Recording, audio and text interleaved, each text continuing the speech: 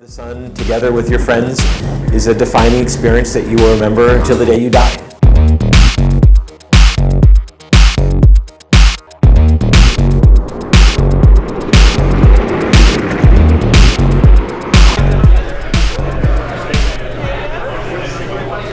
So I'm really excited to be here today. We're here to celebrate our 25-year history at the Stanford Solar Car Project. The Stanford Solar Car Project was founded in 1989 here at Stanford by some really driven engineering students. It's an entirely student-run group. What we do is we design. It's just incredible. Most of the students on our team find it really easy to find really great jobs when they graduate from Stanford. So we have folks that go into companies like Boeing or SpaceX. It was the most important thing I did at Stanford. There will be classes that you took that you don't remember at all. But going to Australia and driving your car across the continent under the power of the sun. And then finally race solar-powered vehicles. So we compete every 2 years in something known as the World Solar Challenge. It's a really large event held in Australia. We are required to drive 2,000 miles across the entire Australian outback, just using solar power alone. It's a really competitive event. It's really difficult. This past undergraduates, they have to still study and get their homework in, as we all know, on time, and get their projects done. At the end of the day, it's also a lot of fun. And I think that's what comes across. They really enjoy it and are very enthusiastic. And that's it. And like all semiconductor companies, there's a method in our madness. We're a European company. We're in the middle of California. What better place to become famous is with the next generation of engineers, right? Catch them early, as they say. So it's a fantastic project to be involved in. It really is. It's better than even I expected. I mean, people have been telling me about it for years, but now I've been up close and personal, if you like. It's impressive, really impressive. For the summer, our big deadline in the sand was to get the car on a boat 7 weeks before we needed it in Australia. Usually our team will ocean ship our car because that's the most cost-effective way. This last year I tried to make a big effort to try to find a corporate sponsor that could support our team with air shipping, but I had very little success for months on end until I got some inroads with Virgin Australia and Virgin Atlantic. Air shipping is something we always talked about doing, but it's hard. And Wesley manages all in the background to get this sponsorship. It reinforces the opinion that he's magical. Wesley was amazing at logistics. So solar car, turn left here. Okay, we're good. Solar car, clear to proceed. Beautiful. Greg was great for technical advice, knowledge. Greg, coffee. And they were just both fun people to be around. Coffee. Greg, coffee. They did a fantastic job. So with our team, we definitely have a lot of very passionate, strong personalities. Because the thing is, every time water drips out, we're wasting water. But fortunately, this year we had a very strongly knit group of students that were out in Australia. By the time we got to the race, we were really functioning as a well-oiled machine. Yeah, the car is still on. Fortunately for us, Stanford University provides cash support, but we still operate on a pretty tight budget when we're in Australia. We weren't dining out every night, but no, we're not starving. And also, this is partly because the team tries to put most of our money into racing. You can live on PB&J for a while. The one large expense that our team members have to personally cover is the flight ticket to Australia. And for many members of the team, that's a barrier that prevents folks from being able to go to Australia to experience racing in the outback. In addition to the solar car itself, our team has a convoy vehicles that we use to support the race car. So this year Volkswagen provided us with 4 vehicles to use, and our team picked up those vehicles in Melbourne, Australia. The first vehicle that we have in our convoy we call the Scout car. For one, the Scout vehicle is responsible for collecting live weather data just ahead of our team and reporting that back to the rest of the convoy. They'll also report if there's any kind of new road hazards we wouldn't expect.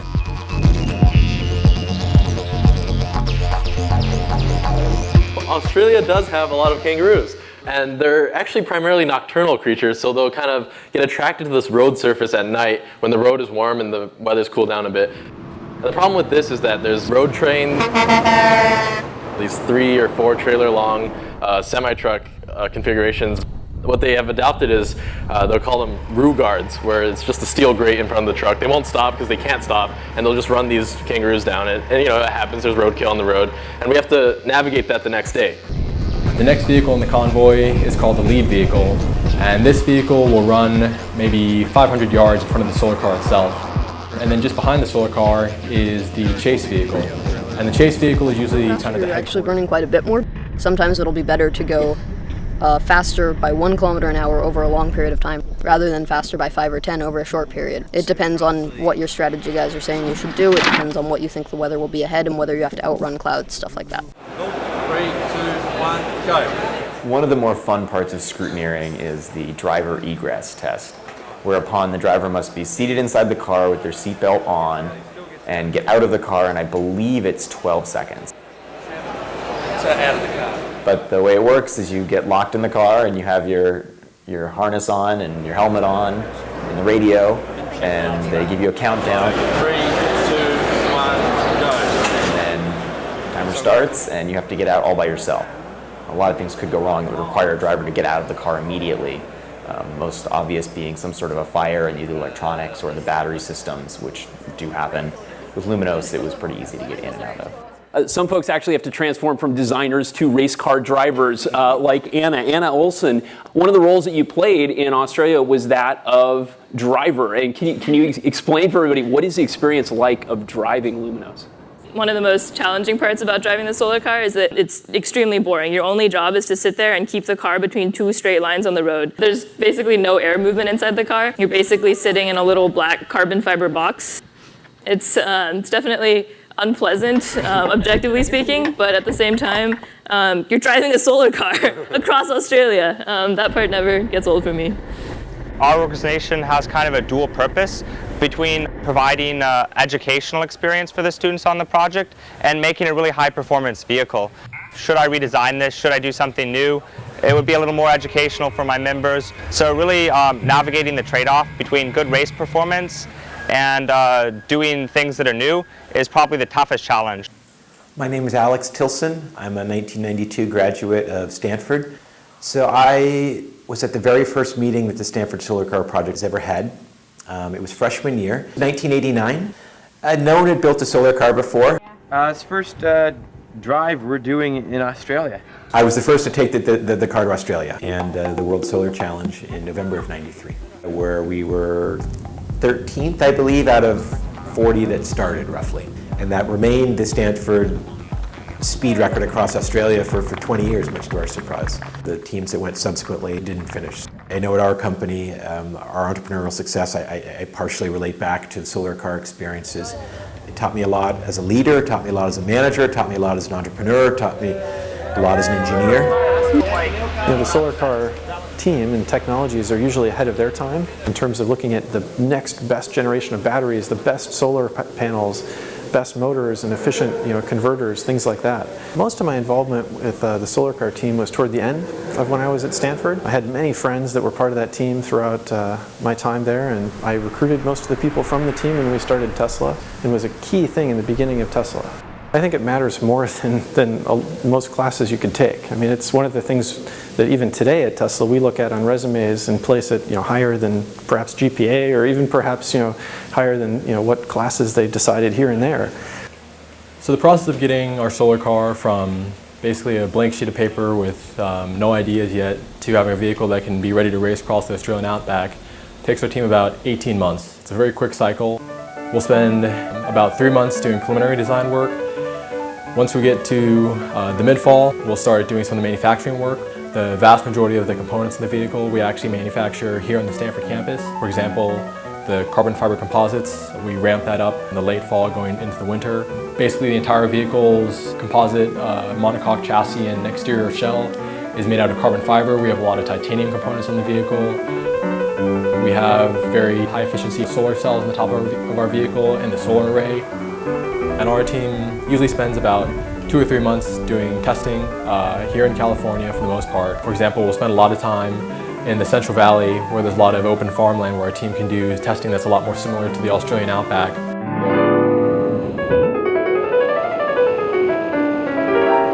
But we've also done some wind tunnel testing in the past, even out in North Carolina.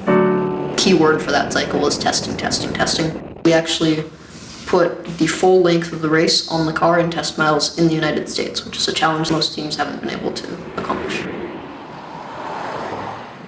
This year our team was very fortunate in that we had a couple hundred great sponsors that supported our team. Altogether, the program this cycle had about $1.6 million worth of parts and cash that were donated to our program. Of that, maybe $400,000 was cash, and the rest were parts that were donated to our team. For example, Panasonic was one of our big sponsors this year that provided battery cells for our vehicle. So the Stanford team assembled hundreds of our cells into various blocks. Those blocks were assembled into a battery pack, and they did all of the integration themselves, complete with a battery management system. And this is an amazing effort, considering these are young adults, many of them not even officially graduated yet, and being able to pull this off was really, I think, quite magical. Another one of our big sponsors was ST Microelectronics that provided a lot of the integrated circuits for our vehicle this cycle. These microprocessors are kind of the center of what our software team works on. And this is a little integrated circuit that we use on pretty much every circuit board on the car. The invisible software that just makes everything on the car work and have all the different elements on the car talk to each other. We've been sponsoring it for, I believe, 6 years now, okay, and we'll continue to support it because now we're very involved, right? And it actually goes quite fast. I accelerated, I thought I'd scare the crowd by driving at them, and they got the message, get out of the way. This way. It was great, no, it was good fun, good experience. What I was fascinated by was how they do everything on this car.